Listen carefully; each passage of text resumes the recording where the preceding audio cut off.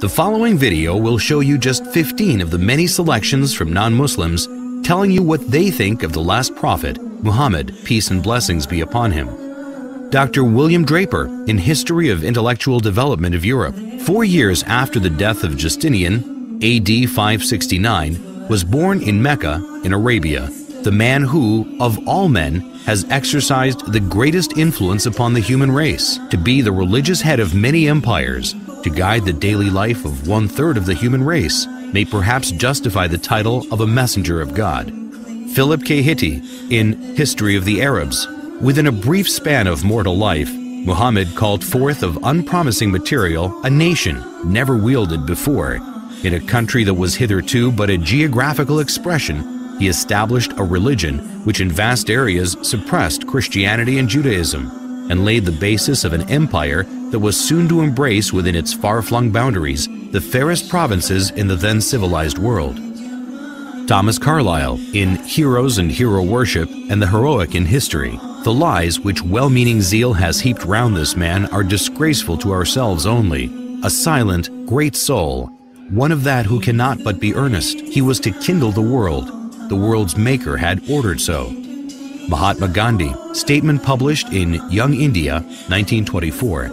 I wanted to know the best of the life of one who holds today an undisputed sway over the hearts of millions of mankind. I became more than ever convinced that it was not the sword that won a place for Islam in those days in the scheme of life. It was the rigid simplicity, the utter self-effacement of the Prophet, the scrupulous regard for pledges, his intense devotion to his friends and followers, his intrepidity, his fearlessness, his absolute trust in God and in his own mission.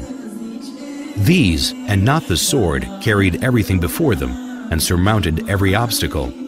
When I closed the second volume of the Prophet's biography, I was sorry there was not more for me to read of that great life. Edward Gibbon and Simon Oakley, in History of the Saracen Empire, London, 1870. The greatest success of Muhammad's life was effected by sheer moral force.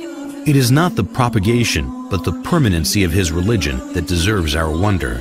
The same pure and perfect impression which he engraved at Mecca and Medina is preserved after the revolutions of 12 centuries by the Indians, the African and the Turkish proselytes of the Quran. The Mohammedans have uniformly withstood the temptation of reducing the object of their faith and devotion to a level with the senses and imagination of man. I believe in one God, and Muhammad, the apostle of God, is the simple and invariable profession of Islam.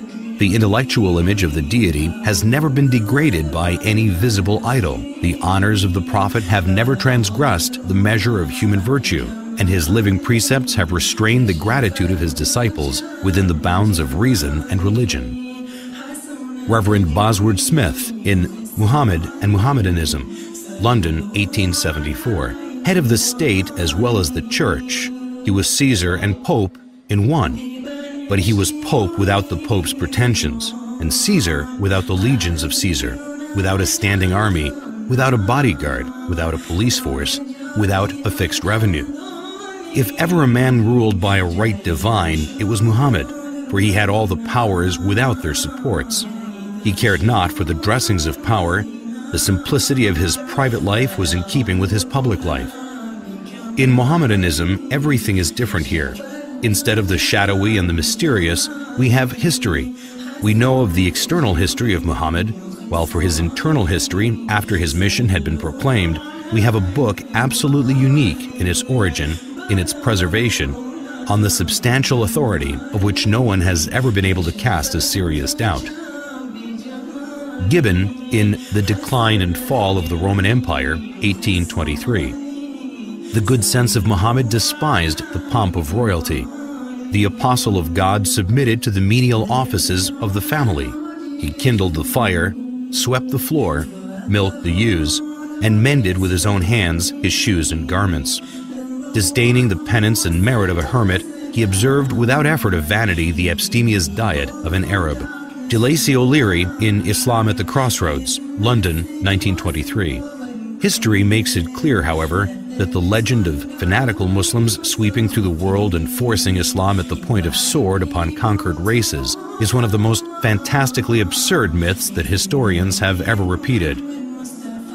Sir George Bernard Shaw in The Genuine Islam, Volume 1, Number 8, 1936.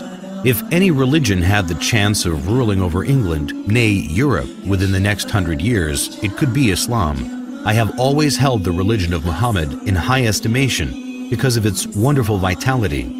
It is the only religion which appears to me to possess that assimilating capacity to the changing phase of existence which can make itself appeal to every age. I have studied him, the wonderful man, and in my opinion, far from being an antichrist, he must be called the savior of humanity. I believe that if a man like him were to assume the dictatorship of the modern world, he would succeed in solving its problems in a way that would bring it the much-needed peace and happiness. I have prophesied about the faith of Muhammad that it would be acceptable to the Europe of tomorrow as it is beginning to be acceptable to the Europe of today. Michael Hart in The 100, a ranking of the most influential persons in history, New York, 1978. My choice of Muhammad to lead the list of the world's most influential persons may surprise some readers and may be questioned by others. But he was the only man in history who was supremely successful on both the secular and religious level. It is probable that the relative influence of Muhammad on Islam has been larger than the combined influence of Jesus Christ and St. Paul on Christianity. It is this unparalleled combination of secular and religious influence which I feel entitles Muhammad to be considered the most influential single figure in human history. W. Montgomery Watt in Muhammad at Mecca, Oxford, 1953. His readiness to undergo persecution for his beliefs, the high moral character of the men who believed in him and looked up to him as a leader, and the greatness of his ultimate achievement all argue his fundamental integrity. To suppose Muhammad an impostor raises more problems than it solves. Moreover, none of the great figures of history is so poorly appreciated in the West as Muhammad. Thus, not merely must we credit Muhammad with essential honesty and integrity of purpose, if we are to understand him at all. If we are to correct the errors we have inherited from the past, we must not forget that conclusive proof is a much stricter requirement than a show of plausibility, and in a matter such as this, only to be attained with difficulty. Washington Irving in Muhammad and His Successors. He was sober and abstemious in his diet and a rigorous observer of fasts. He indulged in no magnificence of apparel, the ostentation of a petty mind, neither was his simplicity in dress affected, but a result of real disregard for distinction from so trivial a source. In his private dealings he was just. He treated friends and strangers, the rich and poor, the powerful and weak, with equity, and was beloved by the common people for the affability with which he received them and listened to their complaints. His military triumphs awakened no pride nor vainglory, as they would have done had they been effected for selfish purposes. In the time of his greatest power, he maintained the same simplicity of manners and appearance as in the days of his adversity. So far from affecting a regal state, he was displeased if, on entering a room, any unusual testimonials of respect were shown to him. If he aimed at a universal dominion, it was the dominion of faith. As to the temporal rule which grew up in his hands, as he used it without ostentation, so he took no step to perpetuate it in his family. James Michener in Islam, the Misunderstood Religion, Reader's Digest, May 1955, pages 68 to 70. No other religion in history spread so rapidly as Islam. The West has widely believed that this surge of religion was made possible by the sword, but no modern scholar accepts this idea, and the Quran is explicit in the support of the freedom of conscience. Like almost every major prophet before him, Muhammad fought shy of serving as the transmitter of God's word, sensing his own inadequacy. But the angel commanded, "Read." So far as we know, Muhammad was unable to read or write, but he began to dictate those inspired words which would soon revolutionize a large segment of the earth. There is one God. In all things, Muhammad was profoundly practical. When his beloved son Ibrahim died, an eclipse occurred, and rumors of God's personal condolence quickly arose. Whereupon Muhammad is said to have announced, "An eclipse is a phenomenon of nature. It is foolish to attribute such things to the death or birth of a human being." At Muhammad's own death, an attempt was made to deify him but the man who was to become his administrative successor killed the hysteria with one of the noblest speeches in religious history. If there are any among you who worshipped Muhammad, he is dead. But if it is God you worshipped, he lives forever. Lawrence E. Brown in The Prospects of Islam, 1944. Incidentally, these well-established facts dispose of the idea, so widely fostered in Christian writings, that the Muslims, wherever they went, forced people to accept Islam at the point of the sword.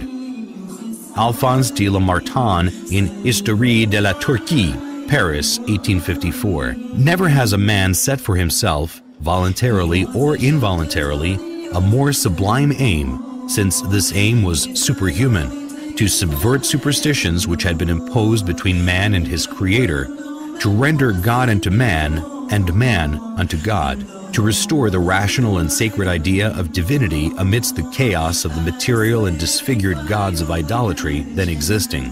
Never has a man undertaken a work so far beyond human power with so feeble means, for he, Muhammad, had in the conception, as well as in the execution of such a great design, no other instrument than himself, and no other aid except a handful of men living in a corner of the desert.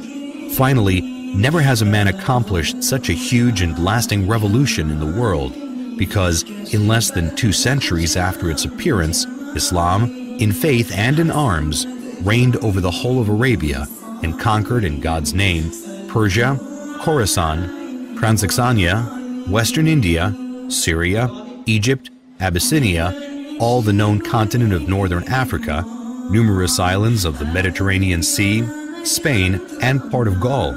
If greatness of purpose, smallness of means, and astonishing results are the 3 criteria of a human genius, who could dare compare any great man in history with Muhammad? The most famous men created arms, laws, and empires only. They founded, if anything at all, no more than material powers which often crumbled away before their eyes.